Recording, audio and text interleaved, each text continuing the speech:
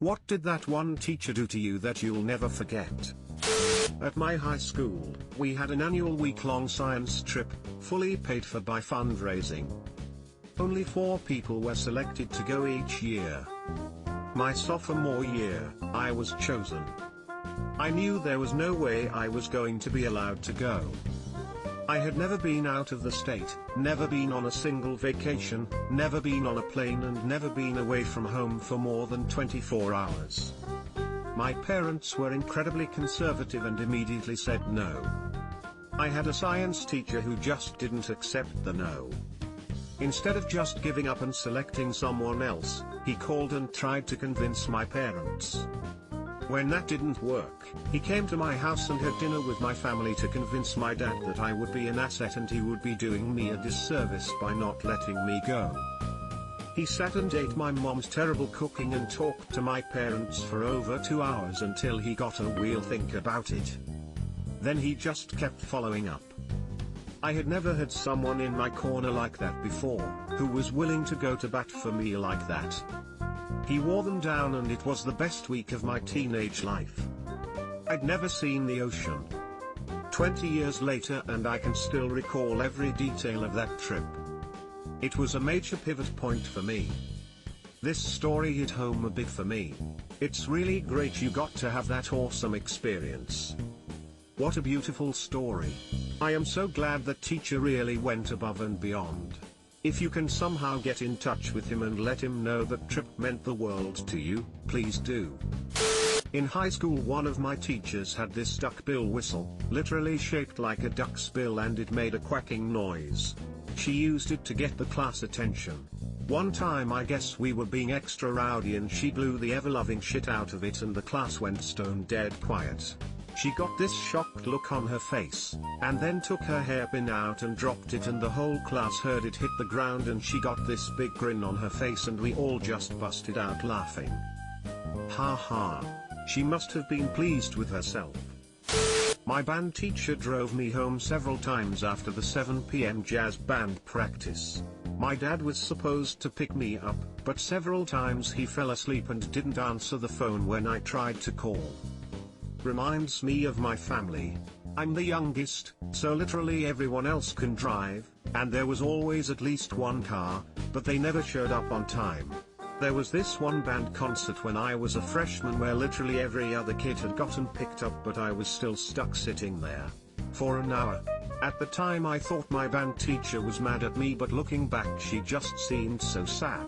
She waited with me the whole time. I can't forget the way she said, "Well, I can't just leave you here." I faked my way through 4th and 5th grade math. I never understood how to do long division, but managed to hide that from the teachers and answer test questions by reverse multiplication, basically guess a number and multiply it out and see how close I would get, and keep doing it until I got the answer. My 6th grade math teacher figured out that I was faking, and had no idea how to actually divide anything. She had me come in one afternoon to help with cleaning the erasers. All the kids fought for this privilege, so I was thrilled, sat me down and tutored me until I grasped the concept. Bless you, Mrs. Gillespie. Basically guess a number and multiply it out and see how close I would get, and keep doing it until I got the answer. That's not faking, you discovered binary search, lol. I truly thought I was the only one that did that. Long division was something I couldn't grasp as a kid, heck even as a teenager. That's how I always did it too. My physics teacher in high school hosted an annual trip to Walt Disney World in Orlando for 15 to 20 kids for over a week. I was one of the better and most interested students in his class. He was an incredible teacher who found examples in physics everywhere. He also used to work for Disney prior to teaching. Since my family was not so well off and I could not afford the trip to Walt Disney World, I declined when he asked me if I was going to join. He probed a bit and he somehow found the funds to have me join without me even inquiring. I don't know if he pulled school money or there was a surplus, but either way, that was one of my best memories from that school. I still keep in touch with him 15 years later. There was no school money or surplus. This man paid for the trip out of his own pocket because he's a rock star.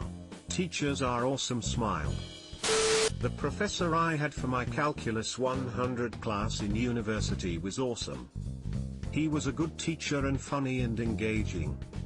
If it was a first-year class with over 100 people in it, I was just a face in a big crowd. I was on campus after hours a couple years after I graduated. They run programs for kids in the evenings and was dropping off my oldest, and I saw him. He stopped, looked at me hard, and said first name last name. Not a bad student. Not great. But definitely not bad. And kept walking. This was a good 6 years after I graduated.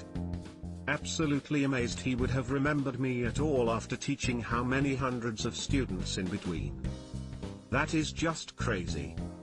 I had the opposite with my high school band director. When I was a senior in high school, I was walking down the hall with two of my friends who were also in band. At this point, I had been in band with this teacher for almost 4 years, saw him every day, and had one-on-one auditions and regular individual performance exams with him.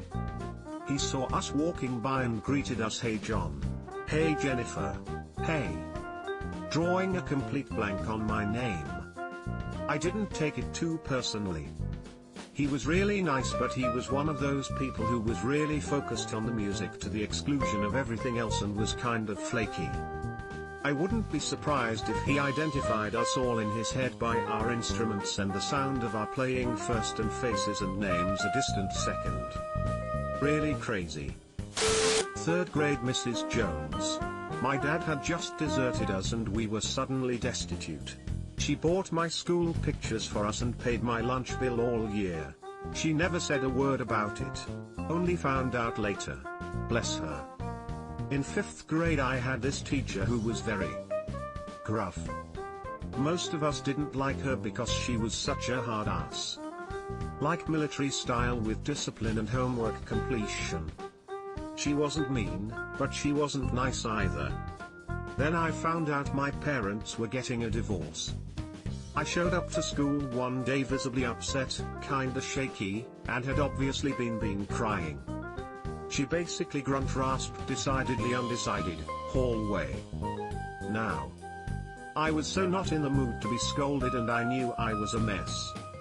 I stomped out into the hallway. She told me she knew what was happening at home, asked me if I was okay, then listened to me sob and break down about how I felt. She gave me a hug and asked if I wanted to spend an hour or so in the library since she knew I loved books and then I could ground myself. It was so unexpectedly kind. I will never forget it. I found out later she was so gruff and short with us because she'd been teaching for a long ass time and kids are mean. She had some sort of health condition that left her in pain most of the time and she had to use a cane which caused her to hunch a bit. Over the years all the meanness of the kids made her a little hard and cold. But she really did care about her students. Oh, that makes me so sad. What a sweet lady.